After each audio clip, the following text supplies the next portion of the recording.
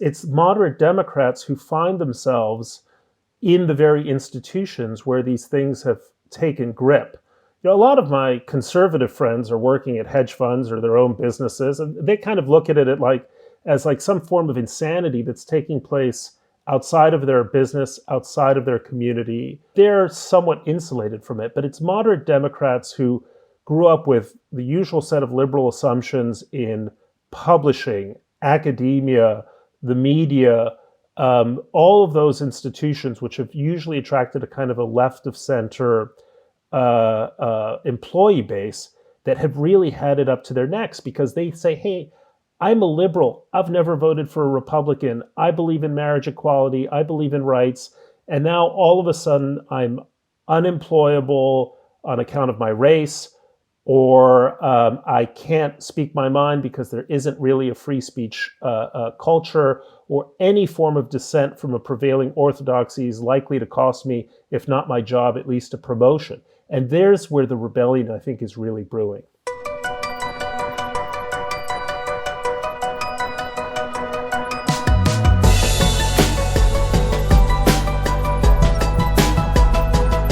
Welcome to Call Me Back. Before we get into the introduction of our guest today, Bret Stephens, I just have one housekeeping note. Our conversation with Tyler Cowen in our last episode sparked quite a response. Some people loved what he had to say. Some people hated what he had to say.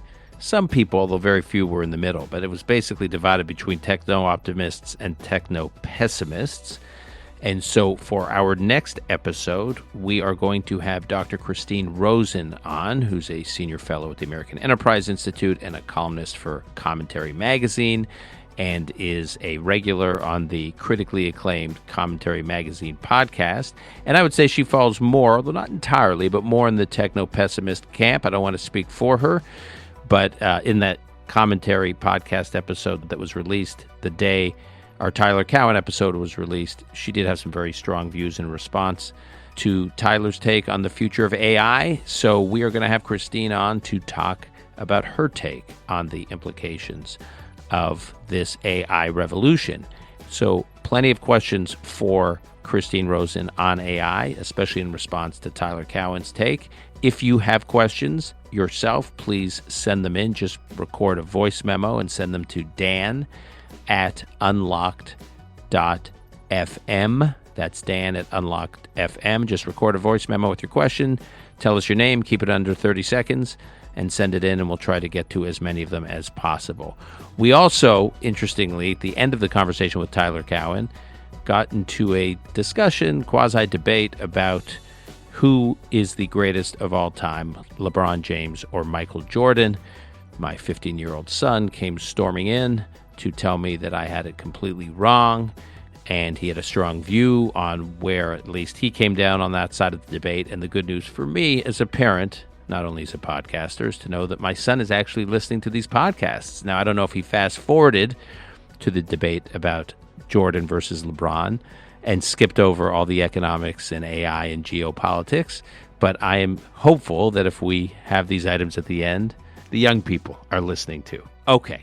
And now on to today's guest, who is, quote, a veteran columnist for the New York Times and Wall Street Journal, and has spent the better part of the last 3 decades acting as a professional mouthpiece for such forces as U.S. imperialism, Israeli apartheid, climate denialism, and racist policing. Still more troubling, he has used his journalistic platform to lend these and other reactionary causes a veneer of intellectual and political respectability, dressing up the grossest lies, crimes, and prejudices of the U.S. political establishment in the polished rhetoric of New York Times-style journalism, close quote. I remind you, those are quotes on either end of that because that is not my description of Bret Stephens, but the description in a letter that circulated in advance of a speech he gave at the University of Chicago Class Day at their graduation a few days ago. And there was a student-organized protest of his speech, and this letter circulated, and we're going to talk to Bret both about his speech and the reaction to his speech, which is a good lens through which to think about this moment we are living in today. I will, in fairness to Bret, not rely on their bio of Bret and just say that he is a Pulitzer Prize winning columnist for the Times. He came to the Times after a long career with the Wall Street Journal, where he was most recently deputy editorial page editor and for 11 years a foreign affairs columnist.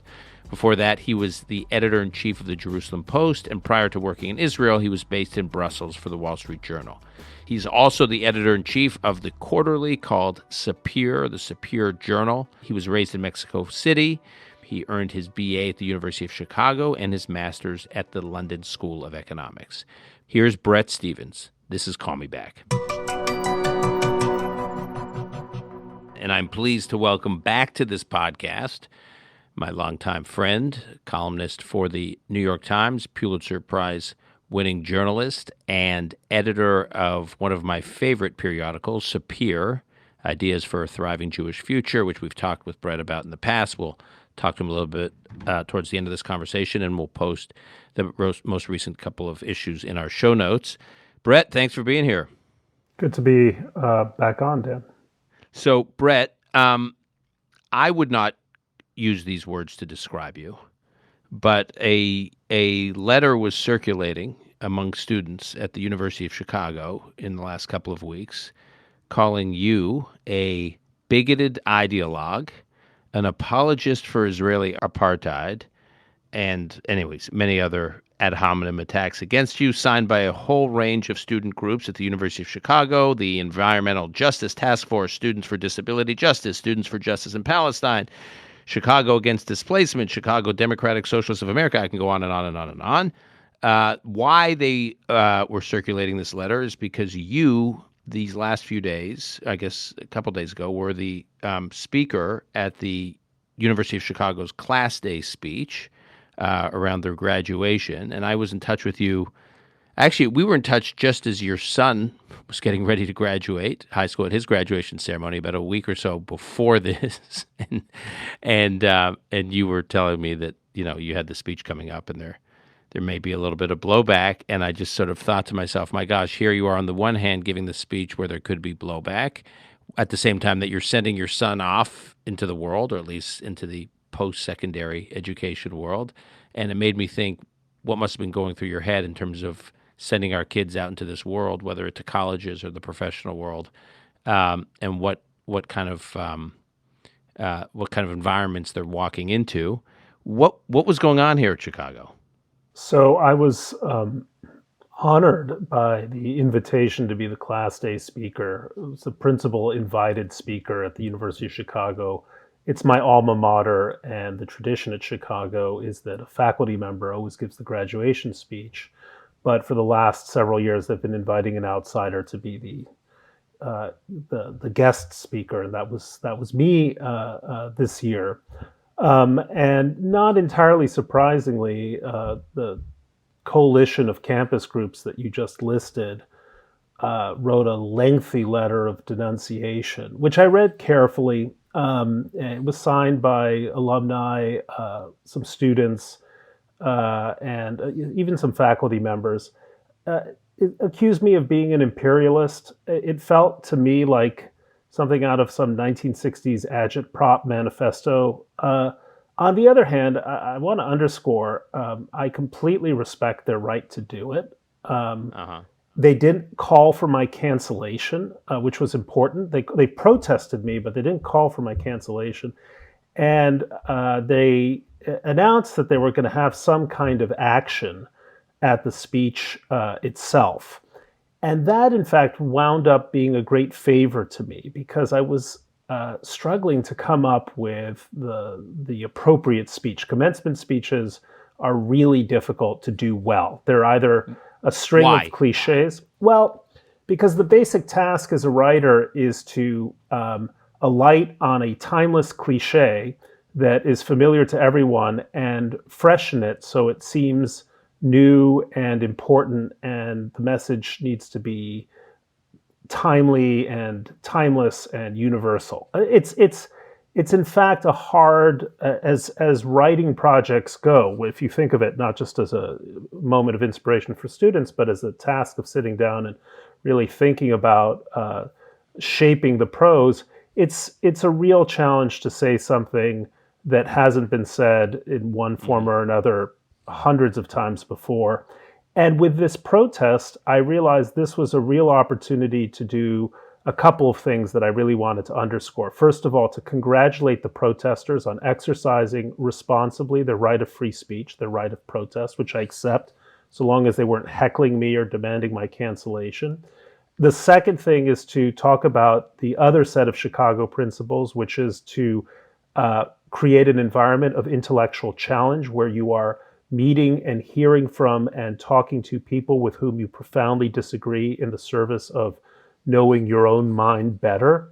And the final thing, and maybe the most important, is that my very good friend, Robert Zimmer, the former president of the university, passed away just about 10 or 12 days ago. And he was, I think, far and away America's greatest university president and the leading champion of free expression in American academia. So it was an opportunity to give him the honor I think he deserved. And just particularly on Zimmer, he really was a trailblazer in that he was one of the few leaders of in academia to establish that University of Chicago and other universities need to be a safe space, dare I say, for thought, and even thought that one may disagree with. So it actually fit perfectly. It was an opportunity to honor him and to really point to this part of his legacy. You know, Bob was a mathematician, a very distinguished mathematician. His specialty was in things that I don't even begin to understand. But Chicago had a long tradition of upholding the principles of free expression, going back to the 1930s when they defended the rights, 1930s and 40s, that defended the rights of communists to speak on campus. The candidate for the Communist Party USA famously spoke on the campus in the 1930s over huge protest from some of the trustees, and Chicago was said, we give people a platform. We believe that free expression is essential to an education. But that's become the minority position in American academic life. Even if a lot of universities claim to believe in free speech in theory, they don't really believe in it in practice. And Bob stood up for it in both theory and practice. He essentially initiated a report that created something called the Chicago Principles about the role of the university as a neutral platform for a wide variety of views. Those principles were widely adopted by, I think at this point it's 100 other institutions. But more importantly, Bob created or showed that if you were a leader who enunciated these principles and stood by them, your university would do well. And so he essentially provided the spinal fluid, if you will, for other academic leaders to begin to stand up to some of the bullying, the outrage mobs, essentially the cancellation platoons, and restore the university to its proper place in American intellectual life. So you are you're being more generous, I think, to the students who were seeking to at least preemptively disrupt your talk at class day. At least you're more generous, I think, to them than I might be, because in your speech you say that the university should be training students to, and I'm quoting here from your remarks, to respond to ideas we reject with more and better speech, not heckling or censorship. That's what you wrote. And I just see this like when I'm hiring people or trying to give people professional advice coming out of school. The one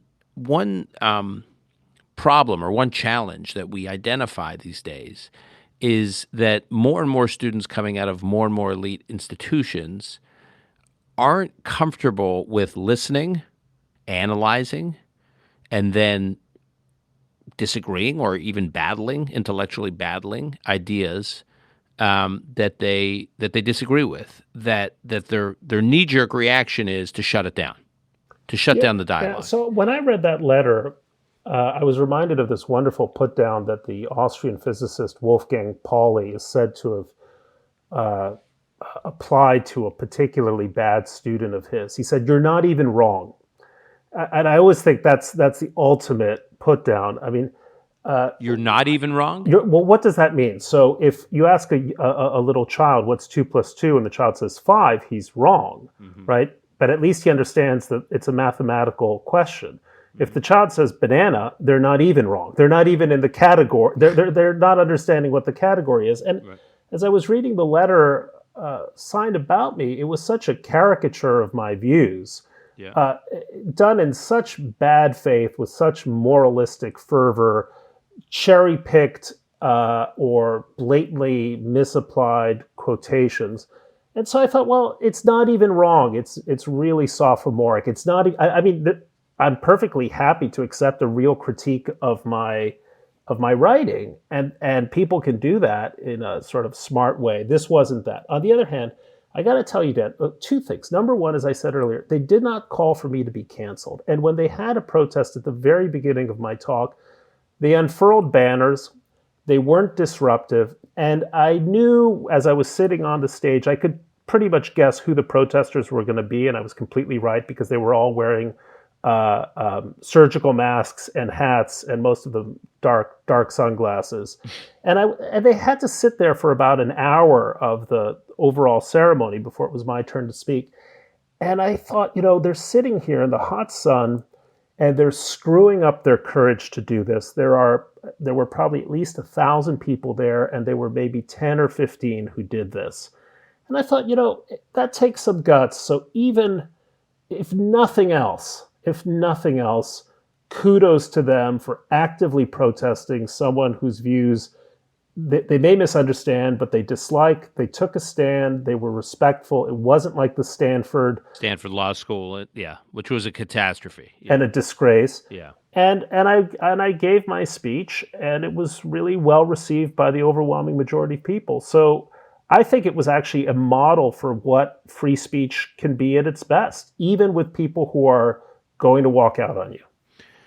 Okay, so now let me refer to another line from your speech that struck me. You write, you said, in my generation, I'm quoting you, in my generation, the hardest people to say no to were the people who had professional power over us.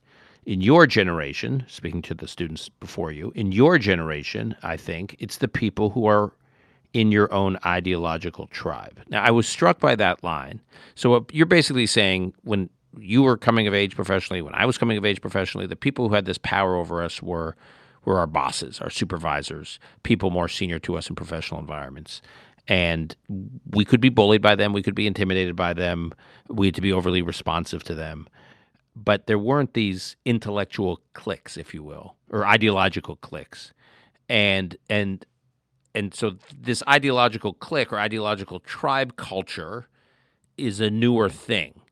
But that, I think you're right on the one hand. On the other hand, what is most disheartening and sort of in some cases unnerving about what we're watching today is the merging of those two. That there are a lot of institutions in media, in academia, in medicine, we can go through in lots of large swaths of corporate America where the business supervisors are part of the ideological tribe. And that, to me, is like a very dangerous cocktail. I think that's really well observed. And now that you mention it, I kind of wish I had expanded on that in the speech itself. It's absolutely true that if you are a faculty member at a university and you're being asked to sign this or that statement and you don't have tenure, the pressure to sign, conform, agree, to commit what's known as preference falsification, which is to suggest that you think things that you really don't. The expectation that you should put your pronouns, at the bottom of your preferred pronouns at the bottom of your emails. It happens in ways that are large and small, is real, and I think you and I have both seen that it can have damaging consequences, and in a handful of cases really harm people's careers. I think it's a little different there's a little bit of relief only in this sense, which is that the number of people who have migrated away from those ideological hothouses, those zones of enforced ideological conformity, are waning. I think we reached peak wokeness a couple of years ago. I don't exactly know when the peak moment arrived, but you sense that a lot of people who are in positions of corporate power and used to sort of thoughtlessly enforce the kind of the regime of groupthink and a certain kind of mentality have themselves gotten sick of it because they realize it's in bad faith, it's bottomless, and ultimately it's coming for them. So I think there's been a change in the culture, at least in my little pocket of it. But maybe I'm being overly optimistic. I also think a weakening economy contributes to it. There's less, there are a lot of resources that are invested in the enforcement mechanisms in various parts of the business world, the nonprofit world, the academic world, and I think in a time in which resources are tighter, there's just fewer resources. But also just take someone like Andy Sullivan. He essentially got fired by New York Magazine, and he's laughing all the way to the bank. I mean, what he's able to do through his Substack and his podcasts, I'm sure he's making loads more money than New York in its wildest dreams could ever afford. He is, to pay him. You can think of lots of other people like that who just left that ecosystem because it's still a free country. And if you're a popular voice with some courage, you can create new institutions of your own. And I think a lot of institutional America got wise to that they were driving away the most interesting voices in their own stables. So you're kind of cautiously optimistic about this craziness that we've been living with the last few years, that it could be not gone, not even on the sharp decline, but sort of the beginning of the end. A couple of years ago, I wrote a column called "Why Wokeness Will Fail," and I think one piece of evidence that I'm right is that now you're not supposed to use the term woke. So just in terms of the linguistic battle, people understand that the word woke is a really bad signifier. It puts them on the defensive. It's an argument that corner of the ideological world, whatever you want to call it, progressive, critical theory type world, really lost the culture with its humorlessness and its nastiness. And so the very fact that they insist now that you shouldn't use the word woke is a sign that something really turned. And my argument basically was that social movements which run against the grain of the American idea, which is an idea that moves us towards greater freedom, not away from it, are always going to fail. So wokeness failed in just the same way that the militant movements of the 60s and 70s failed, in just the same way that the various nationalist movements like Black nationalism from the 1920s failed, because that's not what America is about. The social movements that succeed by playing up the American ideal. Martin Luther King Jr. succeeded because he spoke about the Declaration of Independence. The marriage equality movement succeeded for exactly the same reason, because it was about a sense that what America is for includes the pursuit of happiness, life, liberty, equality, and a free society.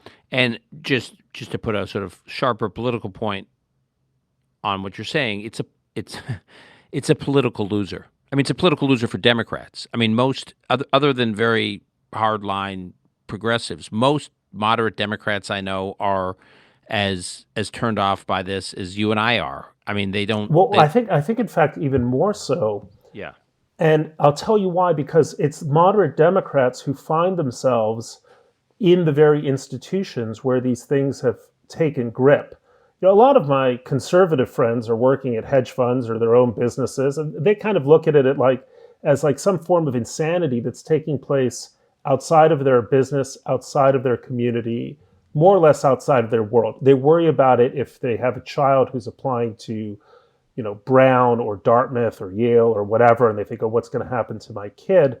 But they're somewhat insulated from it. But it's moderate Democrats who grew up with the usual set of liberal assumptions in publishing, academia, the media, all of those institutions, which have usually attracted a kind of a left of center employee base, that have really had it up to their necks because they say, hey, I'm a liberal. I've never voted for a Republican. I believe in marriage equality. I believe in rights.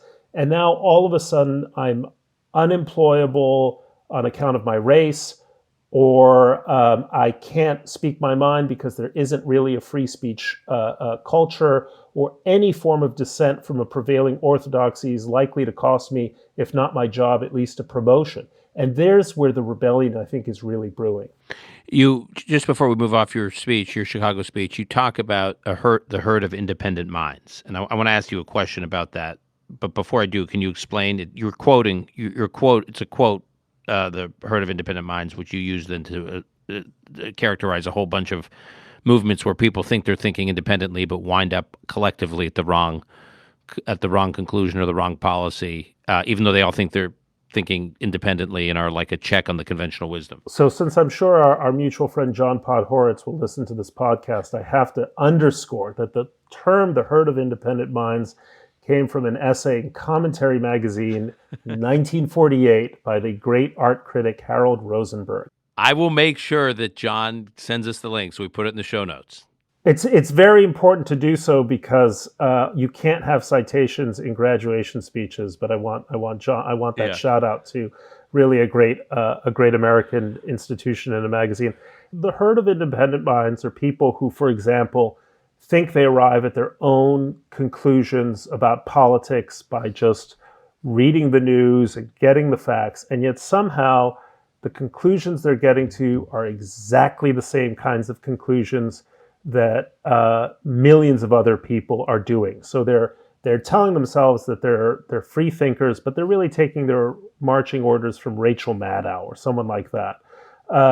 I always think of the herd of independent minds. I couldn't mention this in the speech because the reference was too dated, but do you remember the movie Sideways? Did you ever see the film? Of course. So yes. You remember that scene where the Paul Giamatti character says, if anyone orders Merlot, I'm out of here, right? And after that, the sales of Merlot like really declined for a period of time because all of these sort of bien pensant people, it's a kind of it's a highbrow movie that went to see Sideways. Suddenly were like, well, I'm not ordering Merlot. Yeah. So you can think of all kinds of examples in which people who think of themselves as independent people, independently minded people, really aren't.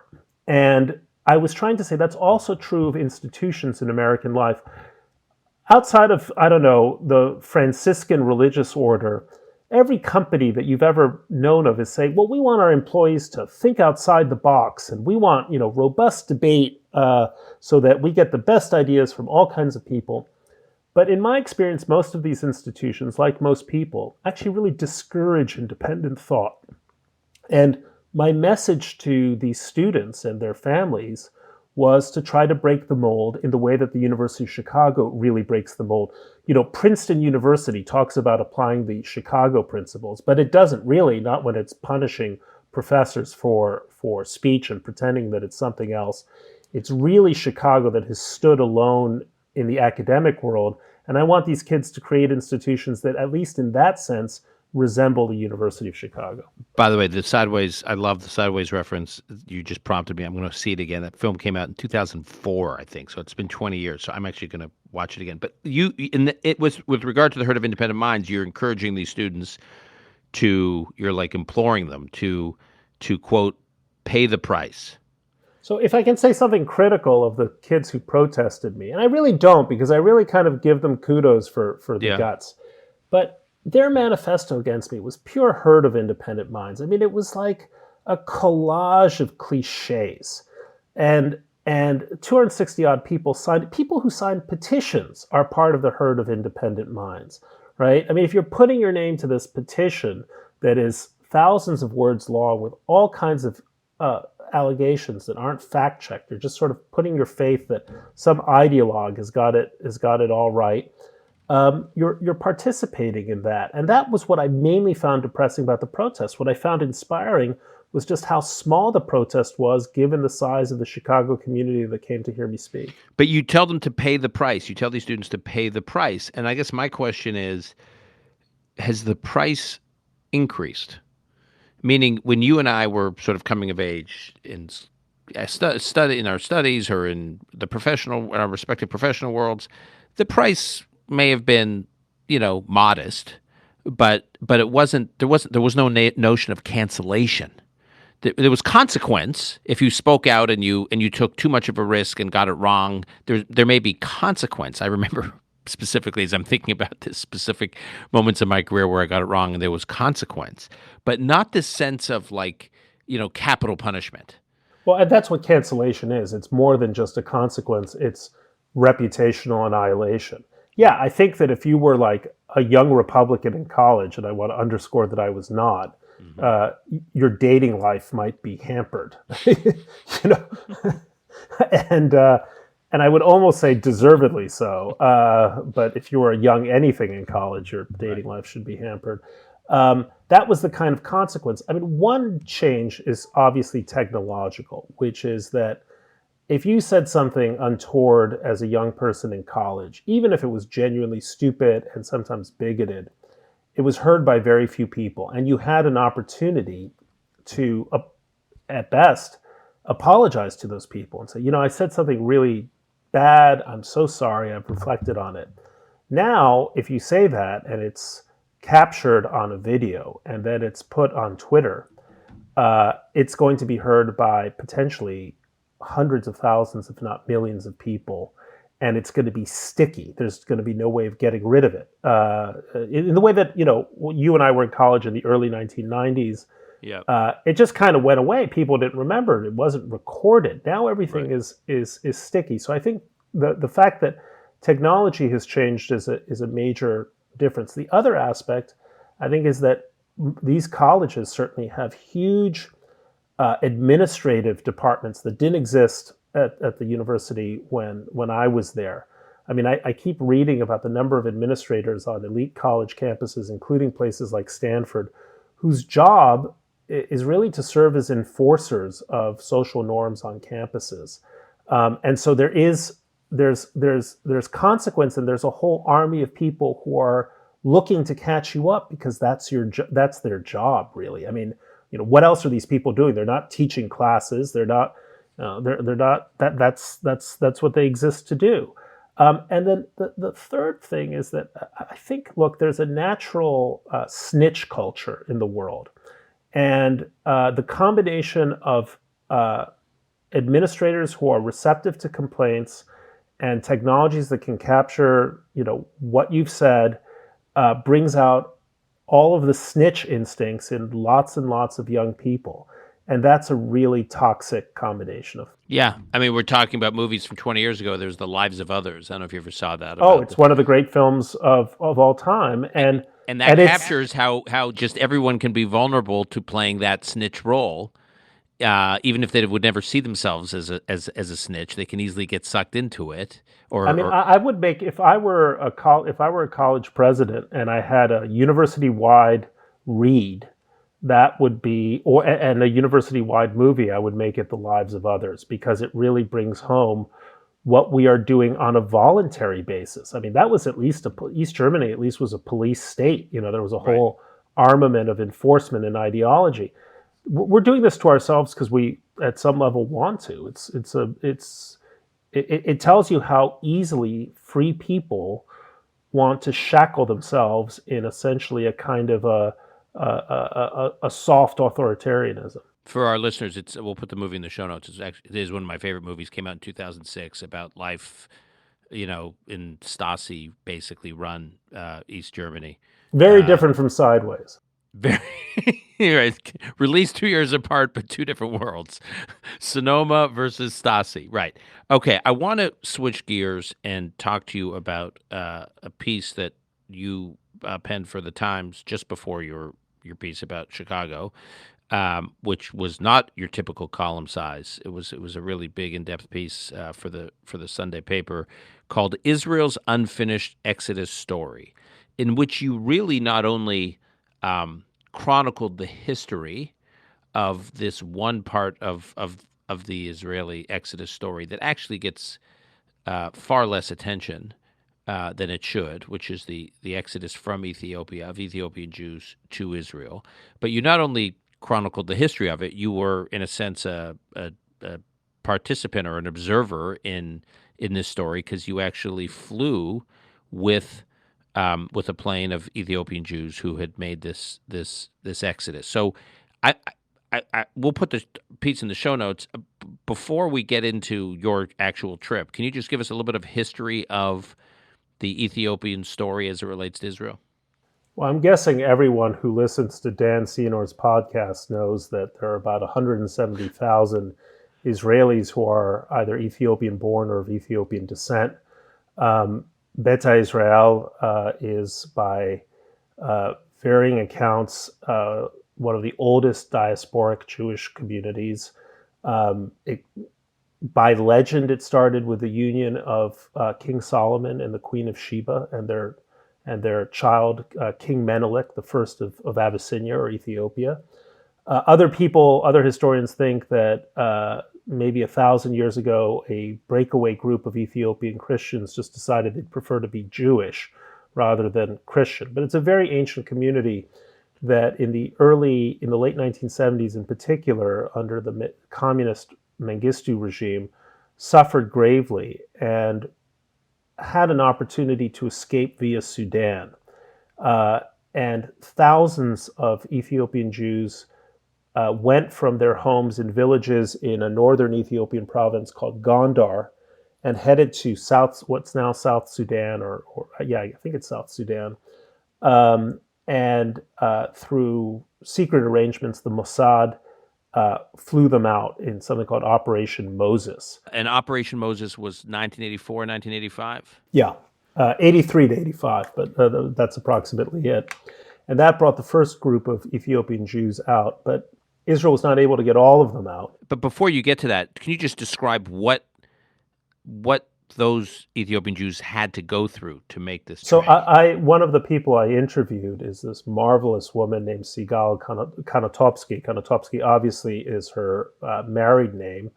Sigal is also not her birth name. It was the name that she was given the moment she landed in Israel. But she, with her family, fled their remote village in northern Ethiopia, walked 5.5 weeks in the darkness because they were hiding from the Mengistu regime. They would sleep in force in the day, ended up reaching a refugee camp in Sudan where disease and hunger was taking as many as 25 Ethiopian Jews a day.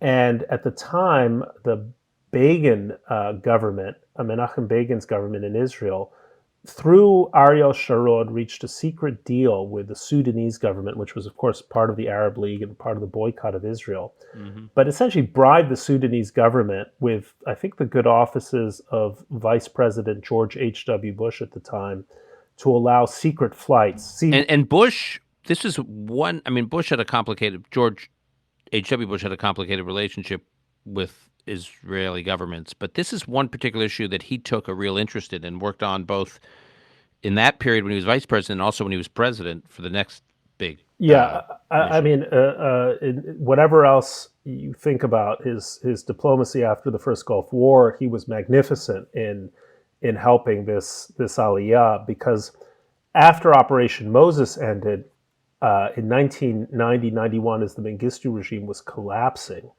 the Israeli government managed to reestablish relations with Mengistu. Basically, Mengistu thought, well, if I can find a way to put myself in the good graces of the American government, I might be able to stave off or keep my regime afloat. And in this odd twist, I think the anti-Semitic prejudice was, well, if you get in the good graces of the Israelis, they might be able to help you with the Americans. Right. So they opened a channel. Of course, what Mengistu really wanted was a bribe. And largely the American Jewish community came up with essentially $35 million, in exchange for which they got a 36-hour window at the Addis Ababa airport to bring north of 14,000 Jews out in a 36-hour operation. I met one of the men, Micha Feldman, who was instrumental in making that happen. He was Israel's charge d'affaires at the embassy in Israeli embassy at Addis Ababa, who really saved the lives of these 14,000 refugees who were waiting outside the embassy. He brought them on the embassy grounds. He fed them. He schooled them. He kept them safe and warm until it was time to put them on planes. In one case, there was a 747 jumbo jet that managed to squeeze on 1,086 people. And on the flight, a baby was born. So it became 1,087.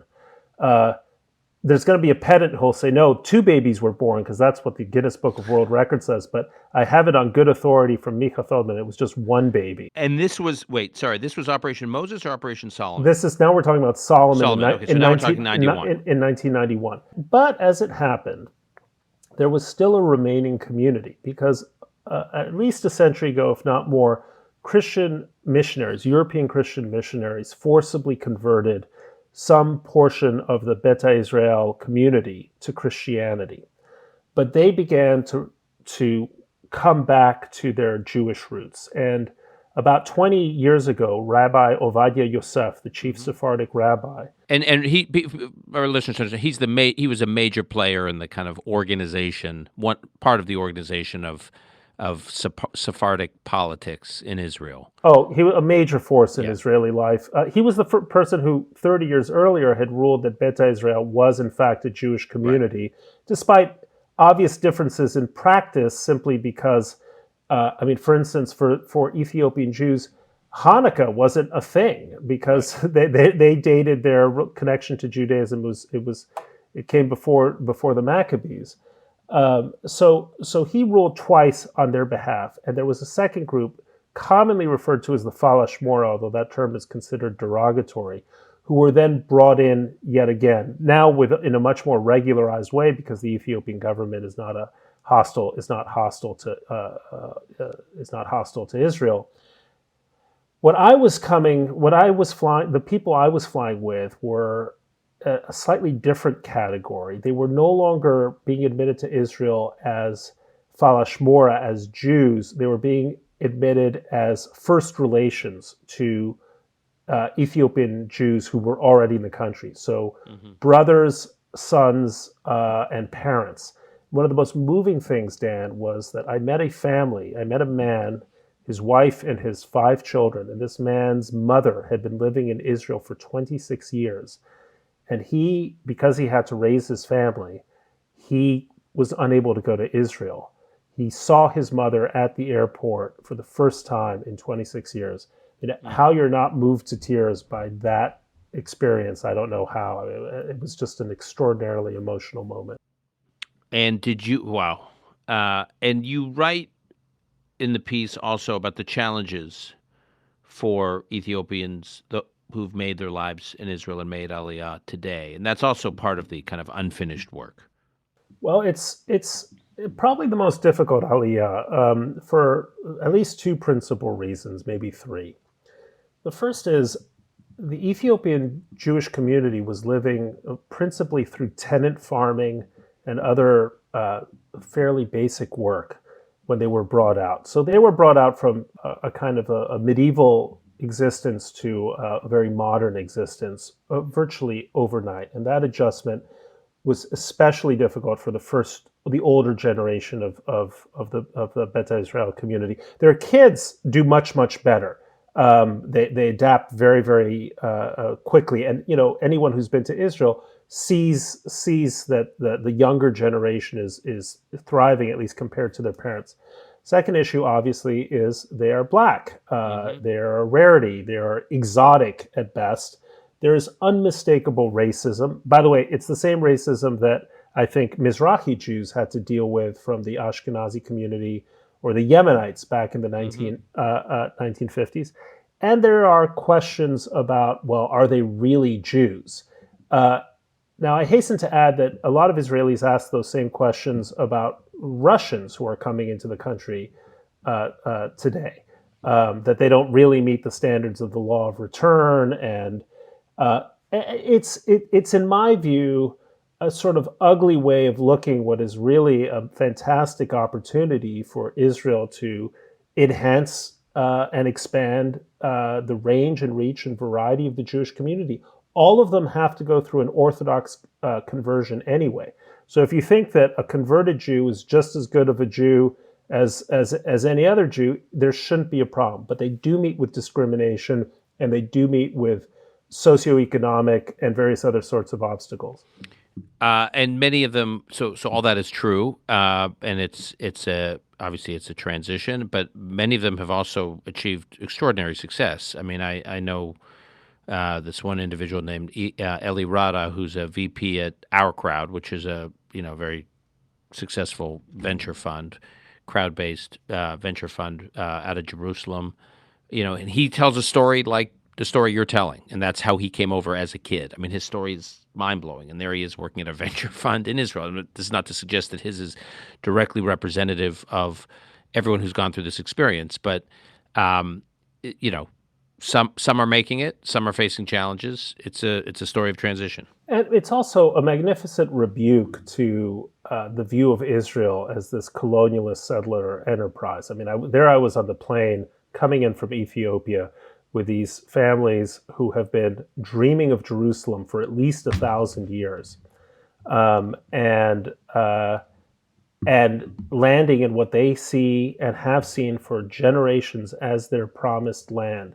And Israel, for all of its flaws, is a refuge and a beacon for them. Mm-hmm. And it's a reminder of what the Israeli enterprise, of what the state of Israel is at its very best. And that was a moment when Israel was truly at its very best. Every Ethiopian who comes will have years in an absorption center. Those are expensive. Everyone will get $100,000. I think it's $100,000 towards a mortgage. It's a challenging aliyah for Israel, but they're doing it. And now you have a community soon approaching 200,000 people. It's a great tribute to the diversity of the Jewish community. Before we move off this, I'm just curious, the backstory. I never asked you this. Like, how did this come about? Like, how did you decide, hey, I'm going to get on a plane and fly? A mutual friend of ours, a woman who I first met when I hired her as an intern, Daniela Greenbaum. Oh, sure, I know Daniela. Yeah. Called me up and said, hey, are you interested in this? I said, am I interested in this? I'm going to move heaven and earth to make it happen. And the trip was under the auspices of the Jewish Agency. Mm-hmm. And there are a variety of other people there who were on the trip. Mark Wilf, better known as the owner of Minnesota Vikings of the Minnesota Vikings, was I think was the leader of the trip.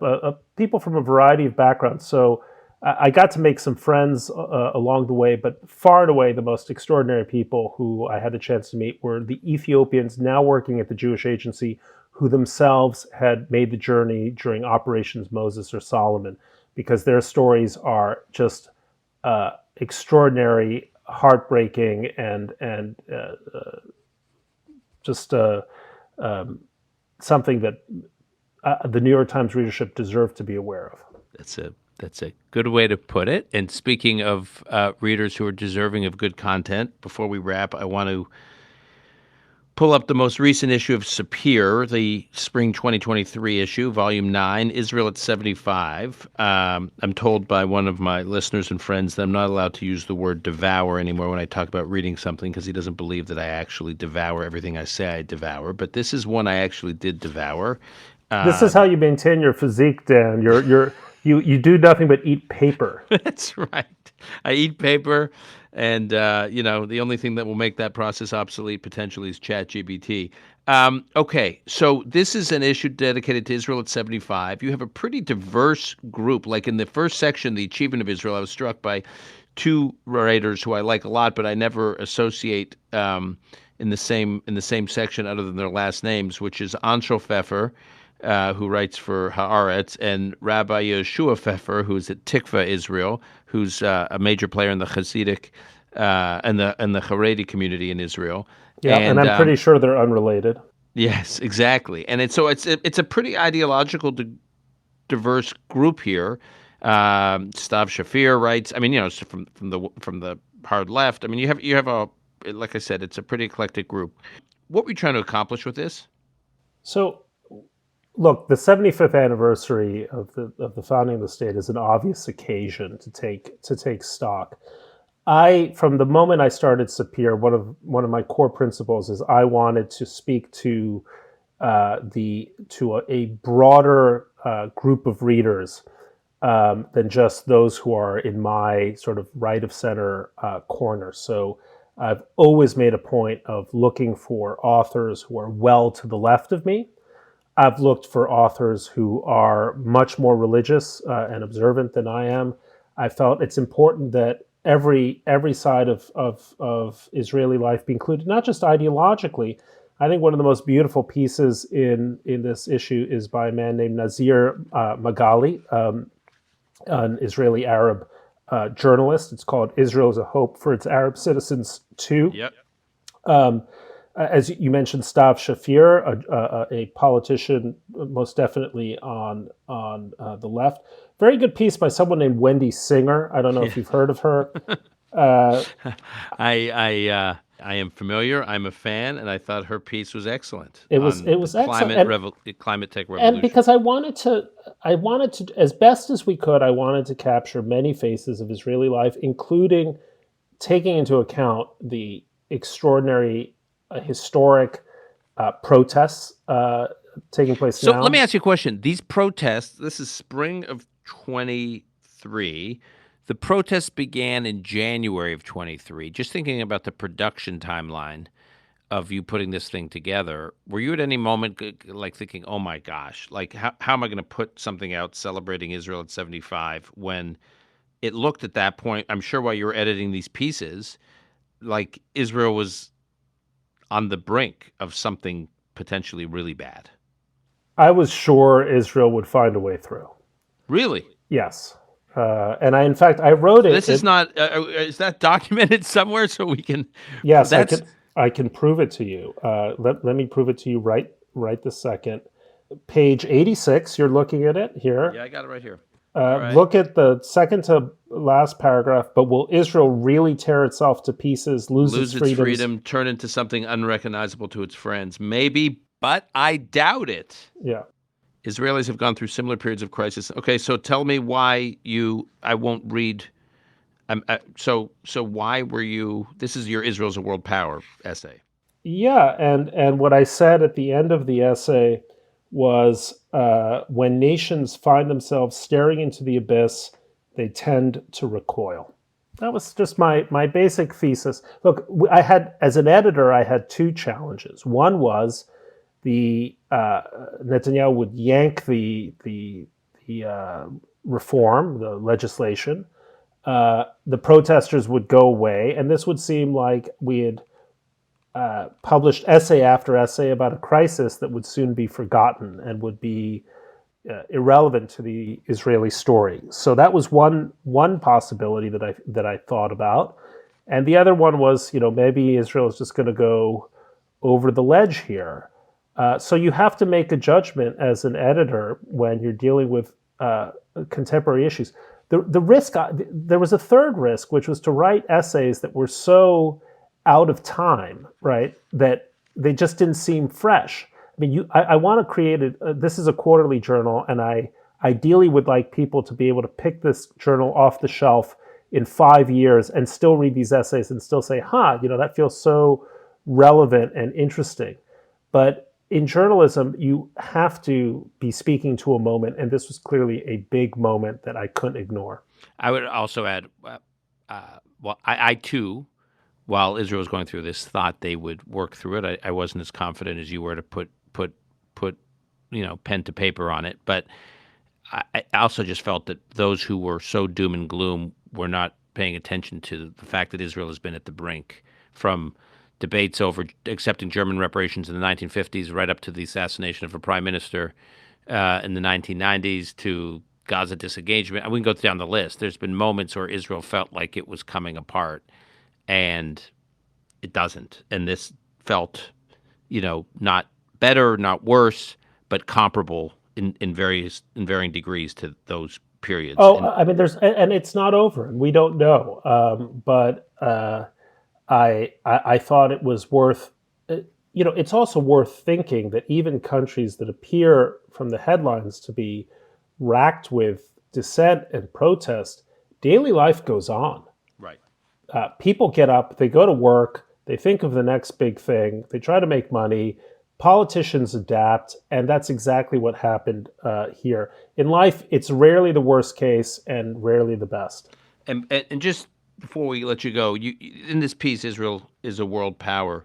I want you to spend a minute on that because I felt like your subliminal message was to the diaspora, to the American international Jewish community, non-Israel based Jewish community, basically saying, "Hey, everyone, Israel's no longer a charity case." And I know you all were raised thinking that a form of your organized Jewish life was to think of Israel as a charity case, and you should participate in that charity project, which many Jews around the world did and was very important. But Israel's not a charity case anymore. And you've got to kind of change the way you think about Israel, about Israel's role in the world, and about your relation to Israel. Yeah, that was exactly it. I mean, one of the things I call for in the essay is that I think the next 10-year security agreement that the memorandum of understanding, that it was last negotiated between President Obama and Prime Minister Netanyahu. Yeah. Now it looks like it'll be negotiated between Prime Minister Netanyahu and President Biden. Yeah. There'll be some arrangement. I think that should end. I mean, it made sense when a few $1 billion of American aid was a huge factor in Israel's overall GDP. But people forget Israel's GDP is now close, or in fact may have exceeded $500 billion. The several odd $1 billion that the United States gives Israel is good for Israel. It's actually really good for Lockheed Martin and Boeing and other American defense contractors. That's really what the money's where the money's going. But it harms Israel in the sense that it creates a kind of clientelistic relationship between what ought to be two sovereign countries. I mean, people think of Israel as geographically small, but its population is now roughly that of Sweden. It's a mid-tier country demographically. It's increasingly a major country economically. It's a superpower technologically. It's not a baby anymore, and it's time for a new relationship between these two countries. The only thing I would say, and this warrants a longer conversation, is the economic aid history of U.S. aid to Israel has kind of been gradually wiped out. It is purely military assistance, and many in the U.S. national security apparatus argue that the memorandum, the MOU, the 10-year arrangement is as beneficial to the U.S.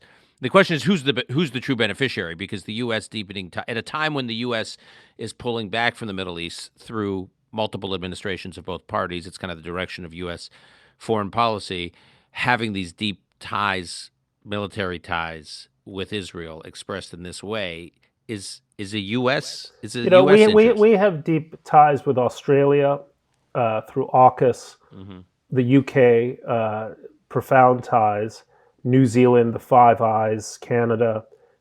No reason Israel shouldn't be in that category. In that category, we can have profound ties with countries, and by the way, it removes a demagogic point that is often made against Israel, that we have a right to lecture the Israelis that much more when it comes to the Palestinians, because after all, they're the beneficiaries of our largesse. I think the relationship with it's like a child's relationship with a parent. It's healthier when the child is financially independent. It just is. Doesn't mean there can't be love, affection, and all the rest of it. It's just better off when dad isn't slipping you a check once a month. Right. All right. Israel at 75 is the most recent issue of Sapir's Journal. There's another issue coming out. We won't tease what it is, but when is it coming out? Later this summer. Later this summer. All right. We will look forward to that. And we encourage our listeners to subscribe to Sapir, to visit the Sapir website, which we will include again in the show notes. And Bret, thanks for your powerful message to those students at University of Chicago, and your equally powerful piece on the Ethiopian exodus to Israel, Ethiopian Jewish exodus, and look forward to having you back on for your insight and illumination and candor and references to movies that came out in the early 2000s that are going to go now on my watch list. Dan, thanks. It's always a pleasure.